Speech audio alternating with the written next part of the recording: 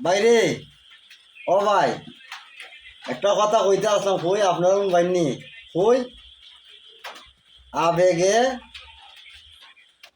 আফত বাড়ে আর বিবেক গে খাস করলে রক্ষা মিলে।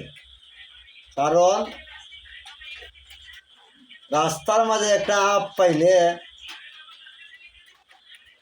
মাছ আর সাপ কিন্তু তার দরুদি নাই, পাইলেও হয় মার মার। তারপরও টাপ পাইলেও মানুষে মারতে বিভাগ কাটাইয়া বুঝা মারে। আর তোমরা তোফাজুল রে এমনভাবে মারলায়, আইরে মানুষ তার পিঠটা দেখলে, তার আস্তার শরীর বদনটা দেখলে বুকটা জার জার হইয়া যায়। এই খামটা তোমরা কোন পাশানে করলাই রে? তোমরা কি ভিতরে দয়া মায়া নাই, আয়া মায়া নাই? মানুষ হইয়া তো মানুষ এরকম কাজ করতে পারে না, সে তো একটা পাগল মানুষ।